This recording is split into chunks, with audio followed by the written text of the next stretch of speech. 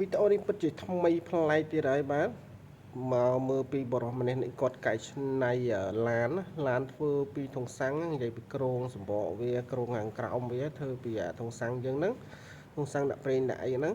យើងគាត់ពុះវាជាពីរមកបន្ទាប់ពីពុះវាជាពីរហើយគាត់ចាប់ដើមផ្សារដៃអបវាសាងខាងហ្នឹងដើម្បីវារឹងមាំបន្ទាប់ពីផ្សារដៃអបសាងខាងគាត់ចាប់កង់ចាប់អីរួចរាល់ដល់លីងហើយ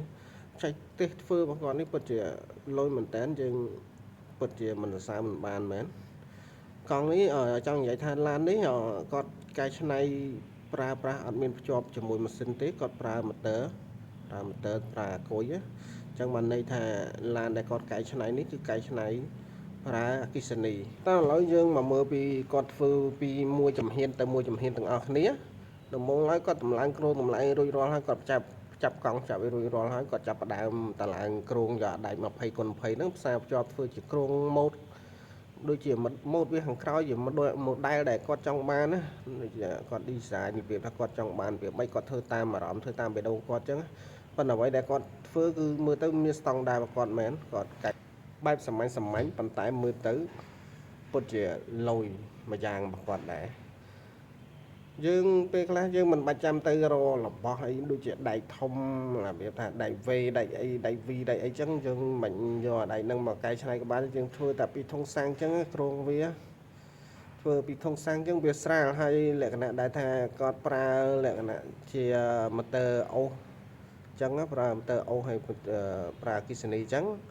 យើងគ្រោងវាស្រាលយើងស្រួលវាបើកបរដែរវាអាចបើកបានលឿនហើយវា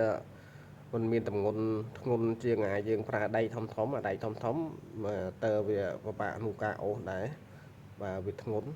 ឥឡូវគាត់ចាប់ដើមបាញ់ថ្នាំហើយបងប្អូនអាចមើលពីមួយដំណាក់កាលទៅមួយដំណាក់កាលទៅបើបងប្អូនមានកំណត់ថាចង់ឆ្នៃផ្ដិតបងប្អូនអាចមើលវីដេអូហ្នឹងហើយមើលទៀតមើលភាសាហើយមើលភាសាទៀតតែថាបងប្អូនមើលមិនតាន់ចាំតាន់ចេះទេឬក៏បងប្អូនមិនទាន់មានពេលធ្វើទេបងប្អូនអាច save ឬ share វីដេអូនឹងទុកមើលម្នាក់មួយទៅថ្ងៃក្រោយត្រូវការយើងធ្វើយើងមានវីដេអូមើលស្រាប់យើងមិនបាច់ទៅឆែកមើលវីដេអូណាមើលទៀតទេព្រោះយើងមានវីដេអូយើងដែលយើង share ទុករួចហើយឥឡូវគាត់ចាប់ដើមចាប់កង់ចាប់អីចូលហើយបាញ់ថ្នាំអីក៏រួចដែរហើយគាត់ចាប់ម៉ូទ័រចាប់អីក៏ចូលក៏រួចដែរចាប់ម៉ូទ័រជាប់ក្នុងប៉ុងហ្នឹងប៉ុងខាងក្រោយមើលទៅលយមួយយ៉ាងរបស់គាត់ឥឡូវគាត់ចាប់ផ្ដើមយកដុំម៉ូទ័រដុំព្យាវាដុំព្យាដូចជាដុំទប់ភ្លើងដុំអីហ្នឹងព្យារ៉ាពីបាទអរគុណច្រើនបងប្អូន